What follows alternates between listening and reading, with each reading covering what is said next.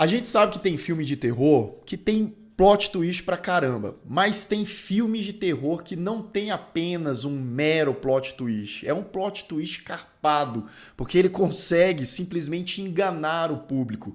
Ele vai levando a gente para um lado e de repente a gente tá em outro completamente diferente. Isso se a gente conseguir desvendar todos os mistérios daquela história. Então hoje, com um convidado especial, a gente vai falar sobre 6 filmes que enganaram o público.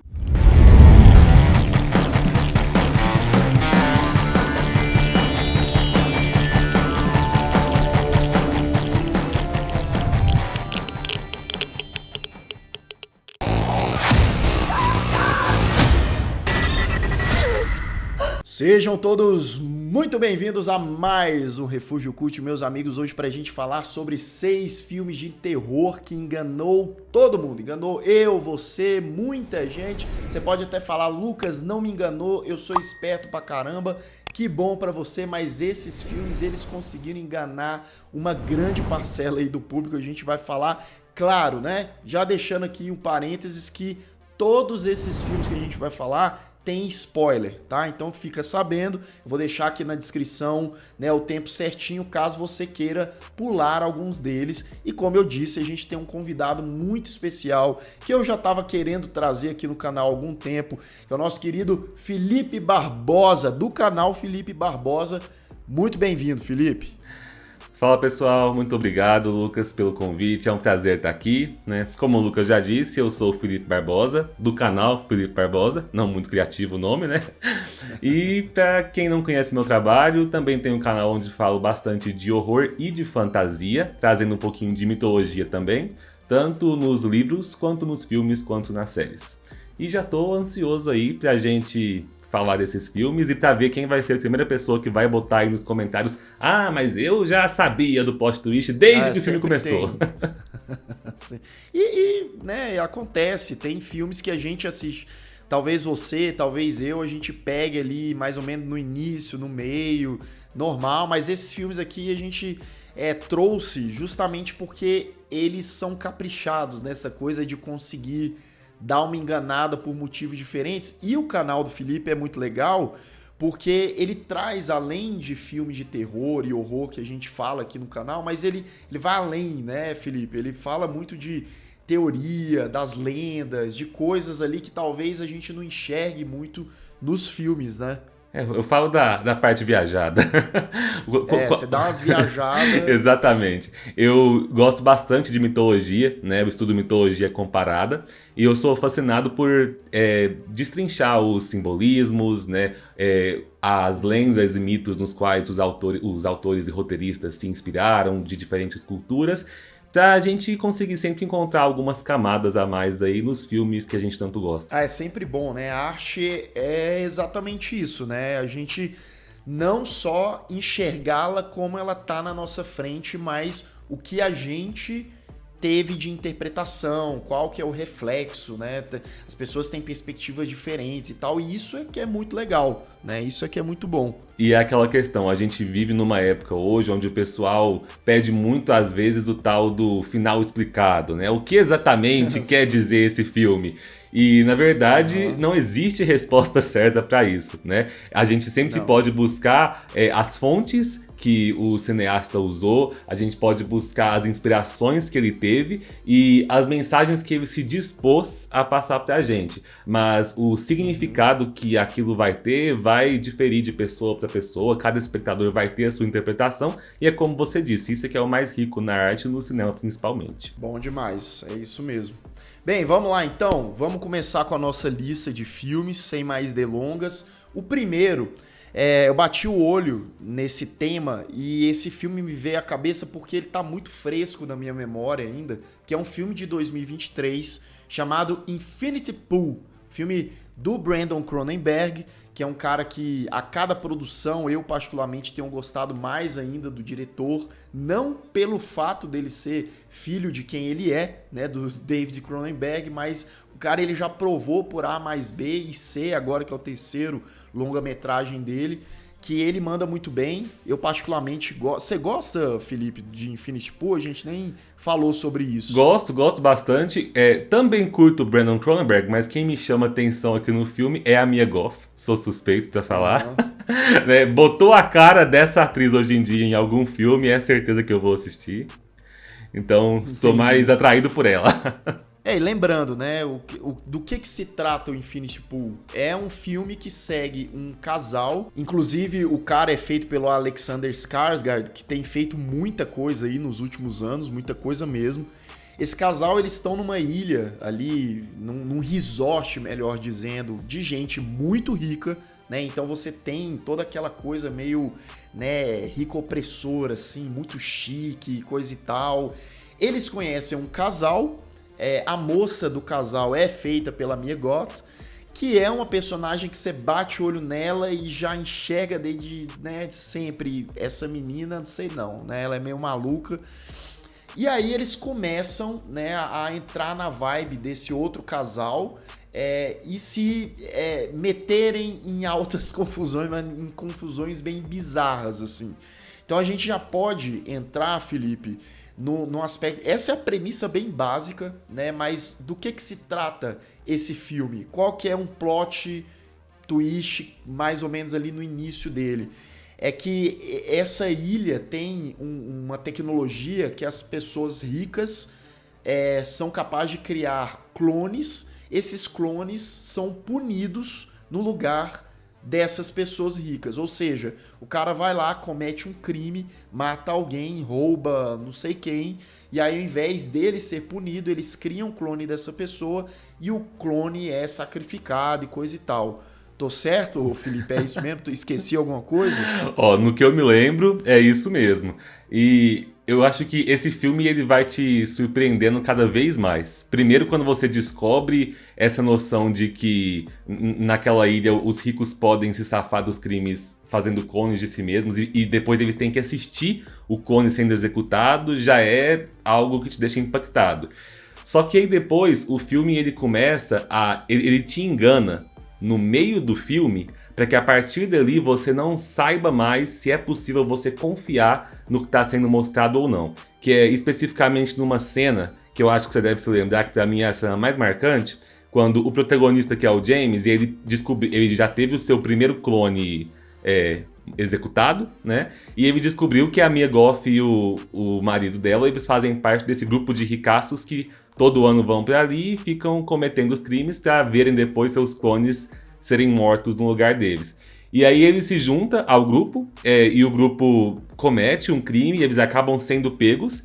Só que aí a gente corta para a cena em que eles são levados para execução e começam a falar: não, peraí, vocês não podem fazer isso, vocês não iam fazer os nossos clones. E a gente vê todos eles morrendo e aí depois mostra que a gente foi enganado. A gente não estava vendo eles, a gente estava vendo os clones já, a gente só não tinha consciência disso. Só que essa cena engana a gente tão bem que a partir daí, o restante do filme inteiro, você não tem mais certeza do que está acontecendo, porque você não sabe mais se o James que você está acompanhando é o próprio James, se o James original ainda existe, ou se ele foi trocado pelo clone lá no começo do filme, e se foi o original que morreu, né? Surge outro clone aí no meio da história. Então, assim, quando chega no final do filme, você sabe que foi enganado. Agora, quantas vezes fica aí o questionamento. É aquela coisa, né? A gente pode ter diferentes interpretações. É um filme que engana porque ele deixa no ar. Será que aquele James é o original? Será que é um clone? Será que o próximo é aquele clone anterior? Será que continua sendo original e tal? Então, assim, é muito legal esse jogo, e como o filme ele não mastiga muito isso de revelar ao fim, assim, por A mais B, pelo menos na minha experiência com o filme, tipo assim, não, esse cara é 100% de certeza que ele é o clone. Ele não deu, o Brandon Cronenberg ele não entrega isso, mas é uma grande dúvida que a gente fica na cabeça, né? Será... Você acha que é um clone, Felipe? Dito isso, você acha que é um clone? Bom, quando um diretor se dispõe a não entregar uma resposta, raramente eu me arrisco a tentar afirmar com certeza. Mas o que eu sei com certeza é que, seja um clone ou não, acho que a proposta ali é a gente ver o quanto que a cada crime, a cada punição e a cada execução de clone pela qual o James passa, ele vai ficando mais animalesco. Porque na primeira vez que ele vê o clone sendo executado, a cena já termina com ele assistindo à morte do clone e dando um sorrisinho, né? A gente nunca tem certeza se ele deu o sorrisinho porque ele tinha consciência de que era o clone e que o James original foi morto, ou se aquele era mesmo o James original, só que a partir dali ele passou a gostar dessa ideia de impunidade, né? Enrolei e não falei o que eu acho, né? Mas acho que no final, se for pra eu chutar, pra mim, no final das contas, aquele ali ainda é o James original. E é isso que faz o filme ser tão impactante nesse sentido. Eu também acho que é o original, só que eu acho que não é 100% certeza, tá? Eu acho que é o original, mas eu acho que é um final muito existencialista, sim, porque talvez o próprio James estivesse naquela dúvida, né? Aquele era o lugar dele, tanto é que ele não volta pra casa, ele não vai embora, ele fica lá na ilha em um final bem melancólico mesmo. Então, independente do que a gente acha, eu acho que o próprio personagem tava nessa dúvida, né? Então, a enganação do filme é justamente nisso, em não deixar a gente com clareza o suficiente, e quem sabe, se houver uma resposta certa, talvez a gente nunca vá saber essa resposta, né? É aquilo, ao mesmo tempo o personagem tem uma dúvida e uma certeza. A dúvida se ele é o original ou não, e a certeza de que, independente do que ele seja, ele não é mais o mesmo depois de tudo isso pelo que ele passou.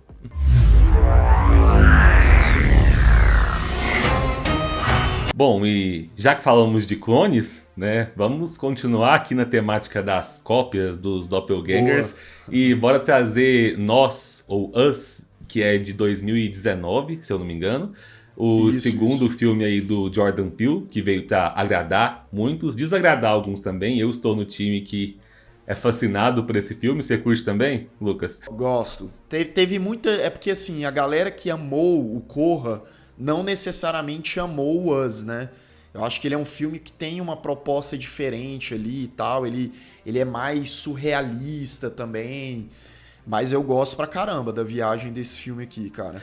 Sim, e, bom, pra quem nunca assistiu ou quer relembrar, a gente acompanha, logo no começo do filme, acontecimentos lá pro final dos anos 80, onde uma garotinha chamada Adelaide teve uma experiência traumática na qual ela encontrou uma doppelganger dela mesma num parque de diversões ali na praia. Só que a gente não tem muitas informações do que aconteceu com essa garota logo no início do filme, e a gente acompanha anos depois a Adelaide adulta saindo de férias com o seu marido e com seus filhos também. Só que aí nessa viagem eles vão ter a casa de férias deles invadida por doppelgangers, que são cópias daquela família, então tem um clone de cada um. E aí o filme vai entregar toda quase uma mitologia explicada ali de que existe nos Estados Unidos, né? Não sabemos se teríamos isso ao redor do mundo ou não, mas ali especificamente nos Estados Unidos, pessoas que vivem num mundo de baixo. Essas pessoas são cópias ligadas ao mundo de cima, elas têm que praticamente seguir os mesmos passos que as pessoas do lado de cima, só que em condições bem mais precárias, né, levando uma vida terrível. E essas cópias se rebelaram e agora estão ali nos Estados Unidos para matar todo mundo. Só que, conforme nós vamos chegando no final do filme, nós temos uma revelação, mais especificamente na última cena do filme, de que talvez a gente tenha torcido para a personagem errada o filme inteiro, né, Lucas?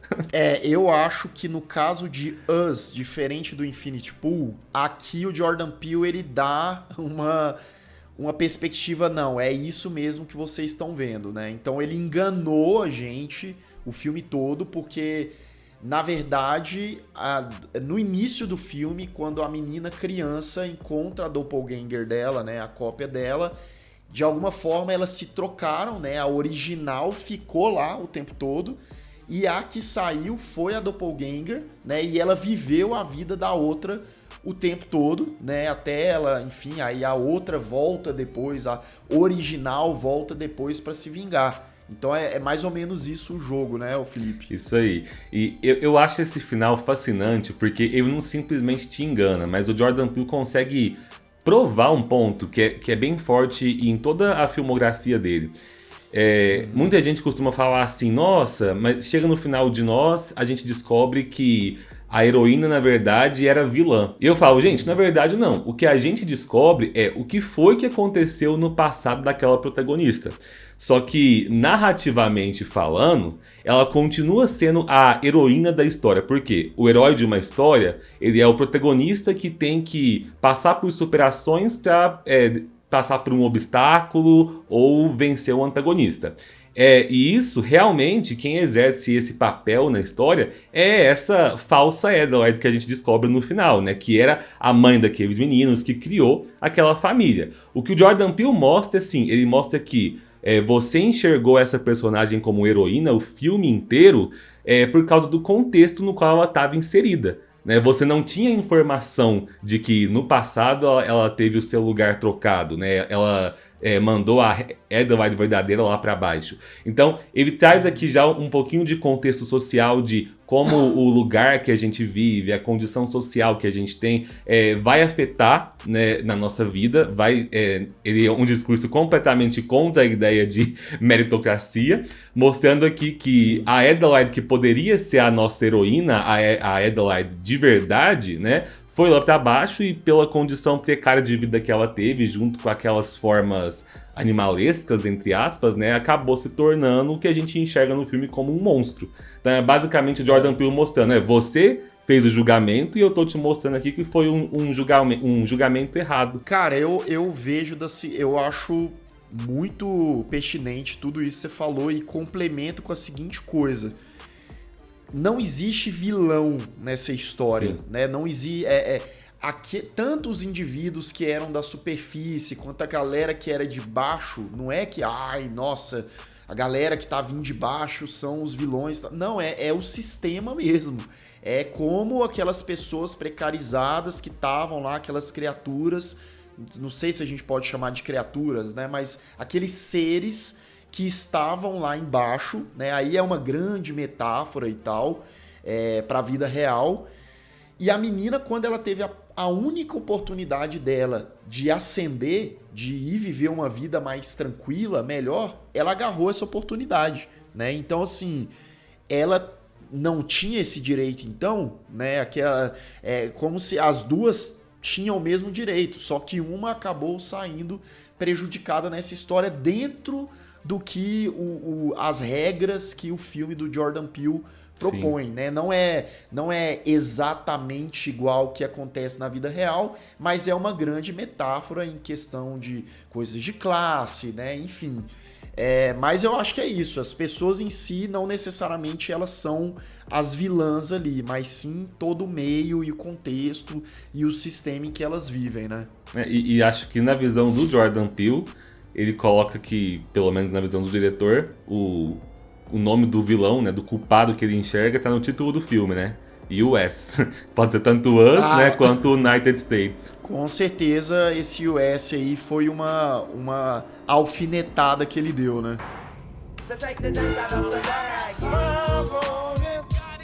O número 3, que enganou muita gente também, que eu acho um filme muito bom, é A Visita de 2015 dele, M. Night Shyamalan, como eu gosto de chamá-lo, mas Shyamalan, que eu considero como o grande retorno, entre aspas, do Shyamalan, porque muita gente considera o Fragmentado, que veio um ano depois, em 2016, o retorno à boa forma do Shyamalan, mas eu acho que A Visita faz isso muito bem, né? Um filme found footage, com dois irmãos. É muito simples, né, a premissa. Eu já vou entrando ali com ela porque são duas crianças que vão visitar os avós na casa deles, né? A mãe deles fica lá na casa que eles têm, em uma outra cidade e tal. Eles vão visitar os avós e os avós estão muito estranhos, né? De madrugada você vê ali, parece que os velhos se tornarem uma espécie de criatura, tão possuídos. O que tá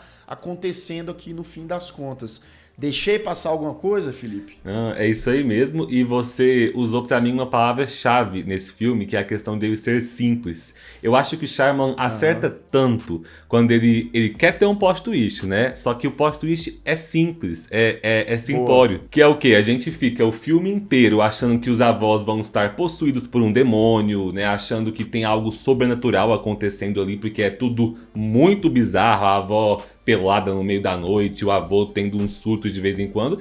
Quando chega no final do filme, né, e numa das conversas com a mãe deles, através de chamada de vídeo, e eles descobrem que, na verdade, aqueles ali não são os avós. Na verdade, eles são pacientes de um hospital psiquiátrico que fugiram, mataram os avós dos garotos e agora estão ali assumindo a identidade deles. E quando você descobre isso, dá uma agonia, porque você quer tirar aquelas crianças daquela casa, você quer que elas se salvem, mas aí começa a rolar uma tortura psicológica dos falsos avós com eles, em cenas nojentas. E eu gosto desse filme porque, pra mim, são poucos os filmes de found footage que conseguem te dar uma suspensão de descrença.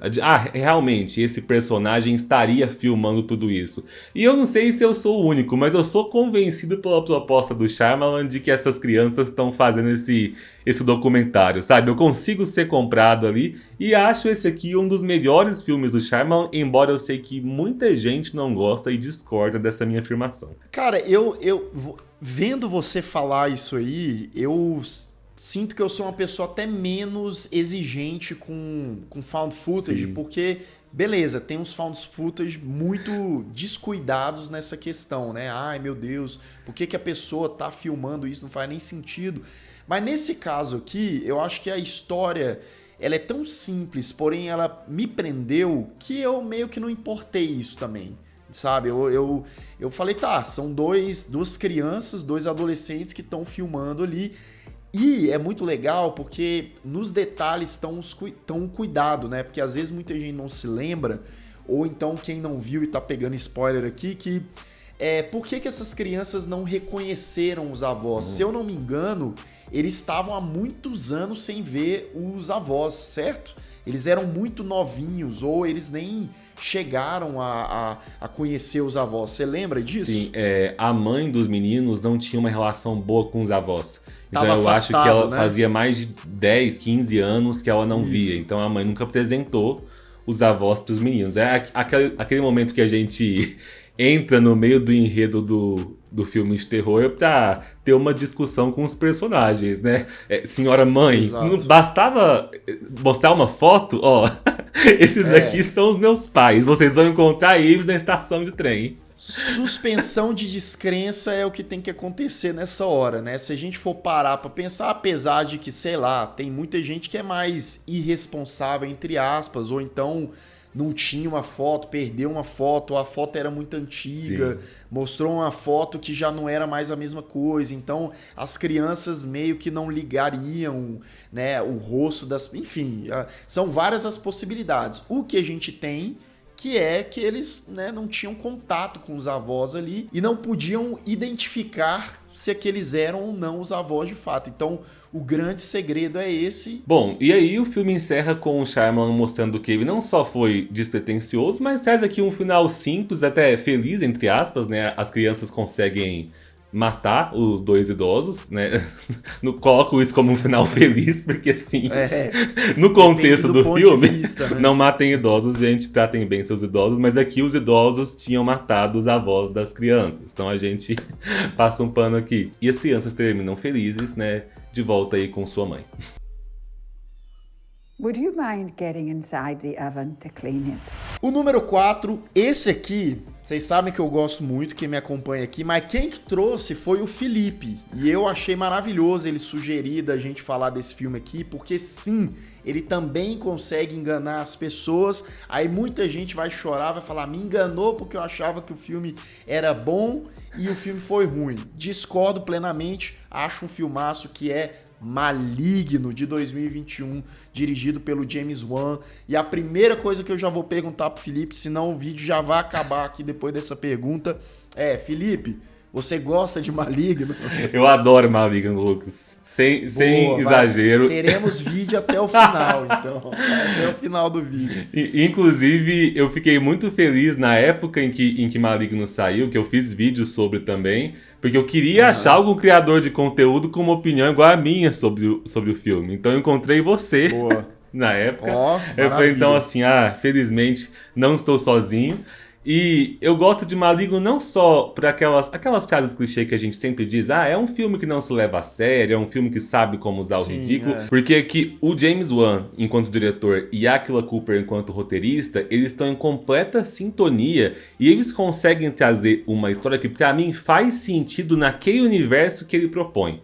É um universo onde ele pega vários clichês dos filmes de horror, clichês que não funcionariam hoje em dia, do tipo aquela vilã com cabelo pra frente, lembrando Samara do Chamado, a cena da delegacia onde sai matando todos os policiais como se fosse uma cena de Matrix. Então ele pega clichês que fizeram sucesso no passado, que não funcionariam hoje em dia, mas faz com que eles funcionem. O filme começa, gente, com um hospício, né, parecendo ali um castelo do Drácula, com um trovão, com a doutora olhando pra câmera e soltando uma frase de efeito, que eu não lembro qual se é vamos operar, vamos tirar o câncer, alguma coisa assim. Vamos matar o câncer. Então o filme já começa trazendo assim, te remetendo a filmes de ficção científica que você viu nos anos 80 e que hoje você acharia toscos, pra te mostrar, a gente vai entregar um monte de tosqueira, né? Mas aqui essas tosqueiras elas fazem sentido, né?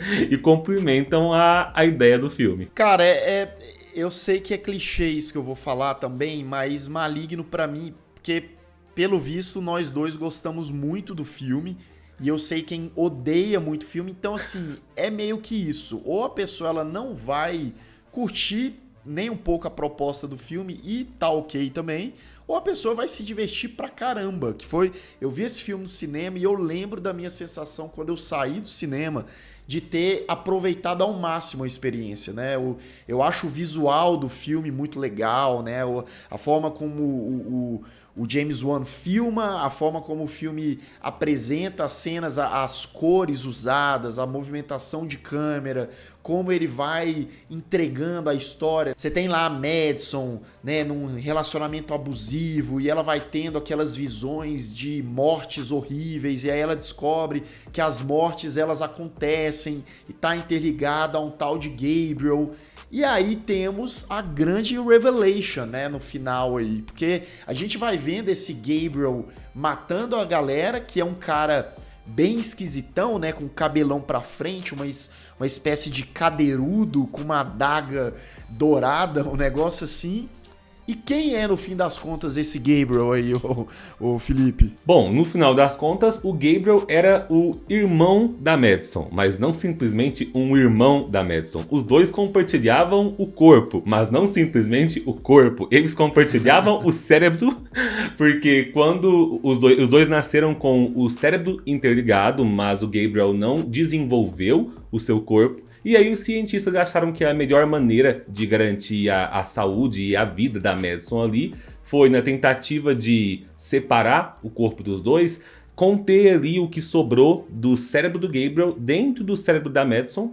E eles empurraram o resto da criança, né, do bichinho lá pro cérebro da Madison, né? Então eles eliminaram o corpo dele, que ele tinha tipo um corpinho nas costas dela, e jogaram o restante. Porém, depois, pode perceber que é depois que ela bate a cabeça muito forte, por conta de uma violência sofrida pelo marido dela, é que o Gabriel desperta e ele volta à tona. Sim, e junto a isso, soma-se o fato de que eles fizeram várias experiências no corpo da Madison e do Gabriel quando ela era criança, e o Gabriel tinha sinais aí de que ele poderia vir a ser uma criança poltergeist, né, que conseguiria afetar a eletricidade, que conseguiria ter quase uma força sobre-humana. Então, no momento em que o Gabriel desperta no corpo da Madison, também acende aí esses superpoderes. Lucas, é difícil a gente defender Maligno quando a gente começa a falar a sinopse em voz alta, né?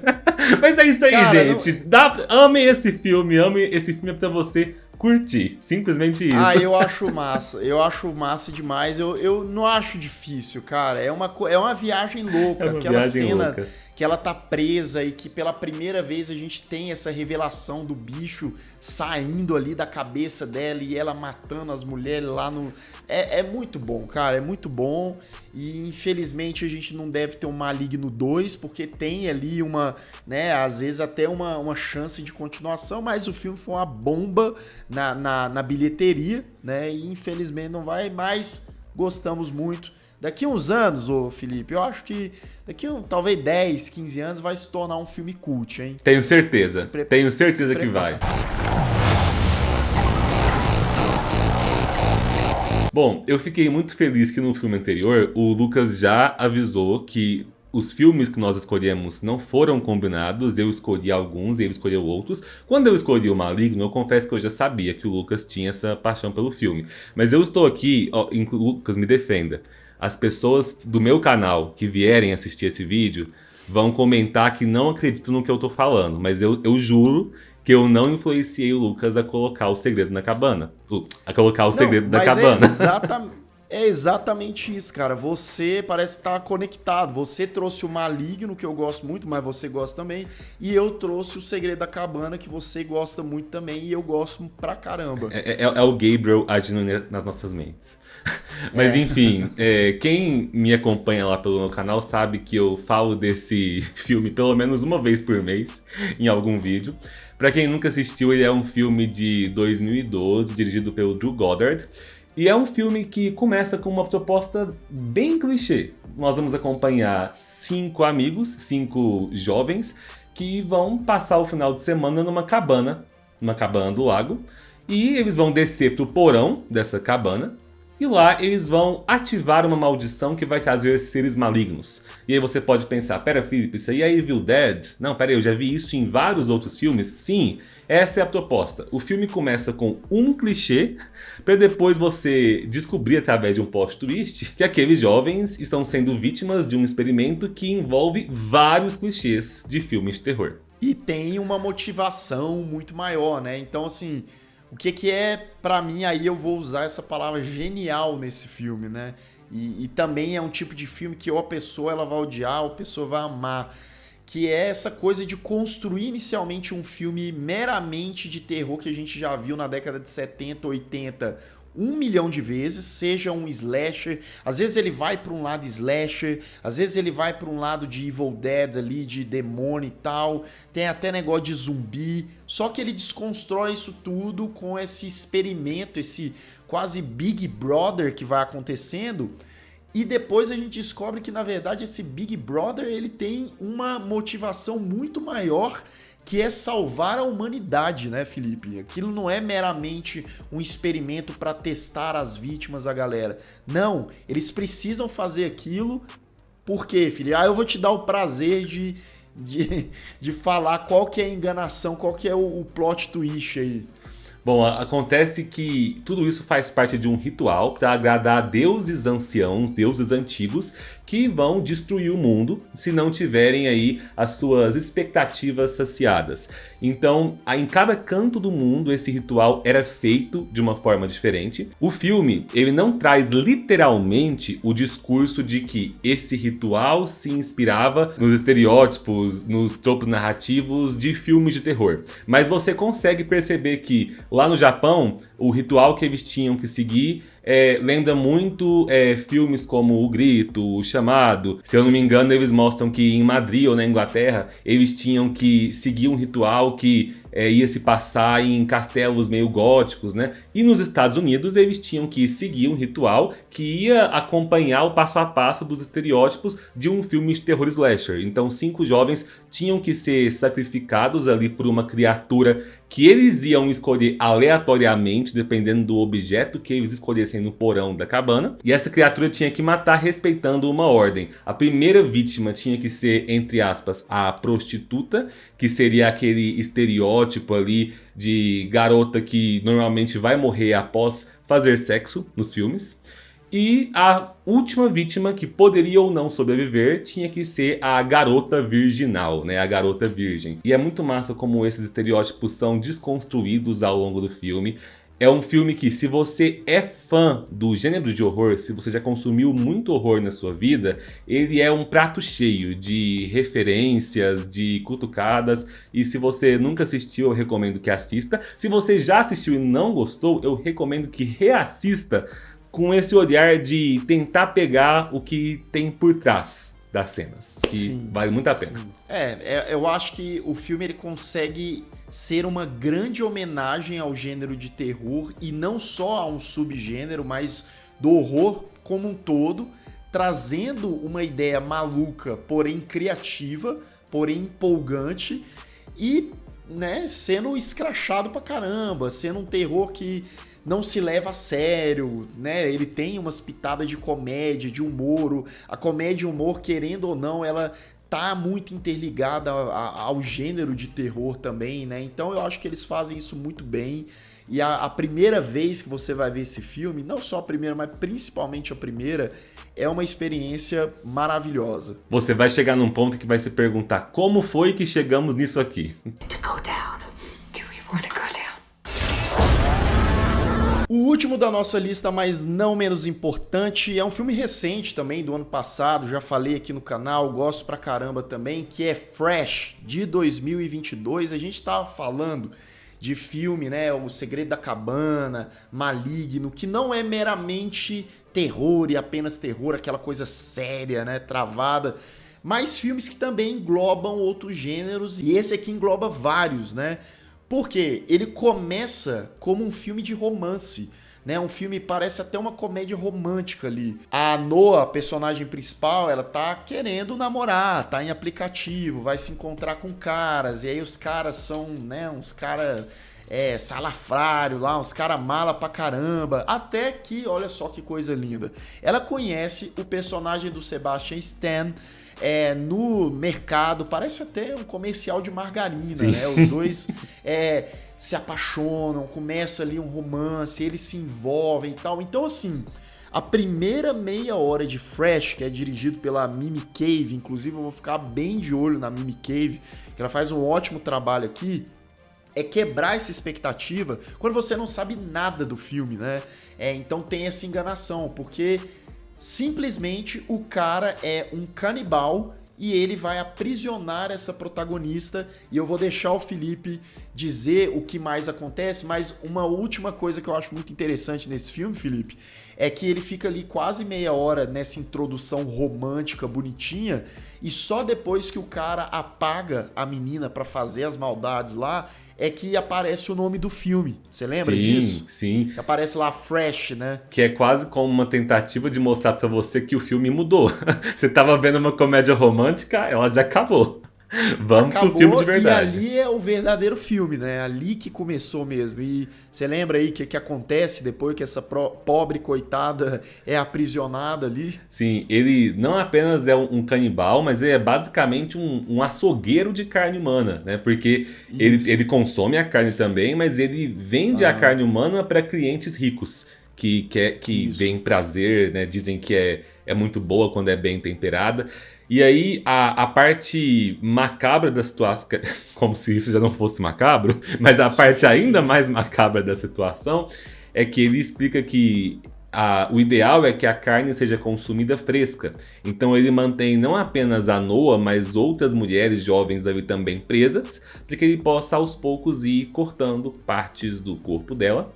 E aí, ao longo do filme, a gente vai ver a Noah tentando se safar, enquanto a melhor amiga dela tá investigando. Essa melhor amiga dela tem que entrar pro hall da ficção aí das melhores amigas, porque é graças a ela que ela consegue se safar. Que o final, ele não é um final negativo, né, pra protagonista, é mais positivo, apesar dela perder algumas partes ali do corpo no processo.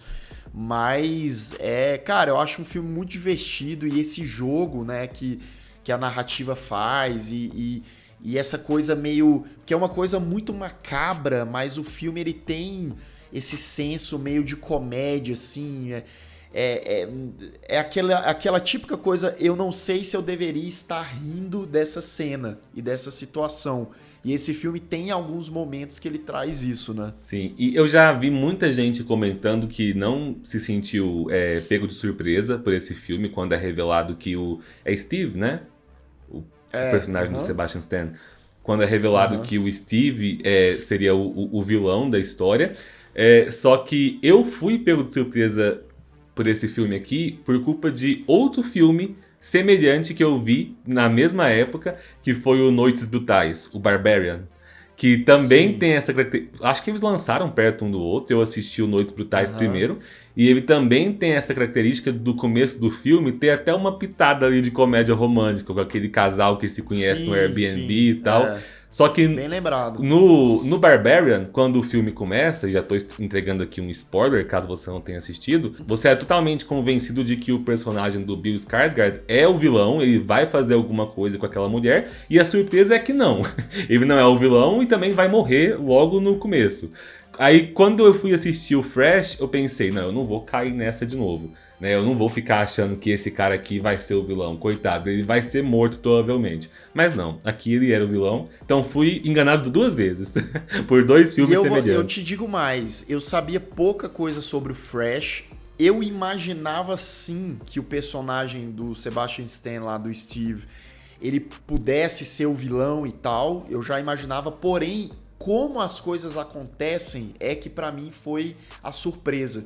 Porque não só o cara, ele é maluco, né? Ele acaba sendo assassino e tal, mas ele é canibal e ele vende aquilo, né? É um mercado, toda a estrutura que ele tinha lá na casa e como ele ia fazendo. Então tudo isso vai sendo revelado aos poucos no filme e acaba deixando o filme surpreendente, né? Não é meramente um cara maluco que devora ali as suas vítimas e tal. Existe todo um esquema por trás daquilo. Então eu acho um bom plot twist também nesse sentido. Que vem com a cereja do bolo, que é quando a gente descobre no final, que acho que a maior surpresa é que ele não estava mentindo completamente pra ela, ele realmente se apaixonou pela Noah. Não, talvez não se apaixonou, mas teve um interesse maior nela, e ela consegue usar isso como a arma ali pra aliciar ele, né? Arrancar um pedaço dele assim como ele arrancou dela, e conseguir sua liberdade no final. You know what I mean? Because I think you would just look great in a dress. Bem, então é isso, meus amigos. 6 filmes que enganaram o público, ou boa parte desse público. Filmes que tanto eu quanto o Felipe a gente gosta bastante. Deixa aqui nos comentários também se vocês gostam desses filmes, quais são os seus preferidos, quais te enganaram, ou não só esses. Tragam outros filmes que a gente não falou aqui também, que deram essa sensação de, poxa, realmente isso aí me pegou de surpresa, eu tava achando que era uma coisa, era completamente outra. Vou agradecer ao Felipe, o canal do Felipe é o primeiro link na descrição, vai lá, conheça, se inscreva, que é um canal muito bom. E Felipe, brigadão, ajudou demais aqui nessa lista, foi divertido aí falar desses filmes de novo. Eu te agradeço, foi um prazer estar aqui, e para quem acompanha o Refúgio Cult, eu convido vocês para conferirem o vídeo que eu lancei lá no meu canal com o Lucas como convidado, no qual nós falamos sobre a filmografia do Ari Aster, comentamos aí um pouquinho sobre Hereditário, Midsommar e Bo Tem Medo. Corre lá para dar suas opiniões também. Vai lá, deixa o like, se inscreva, comenta. E é isso, galera. A gente vai ficando por aqui. Se você também não é inscrito aqui no canal, se inscreva, deixa o seu like, aquelas coisas de sempre. Vamos fazer uma despedida diferente hoje. Eu vou ficando por aqui. Um grande abraço e até mais.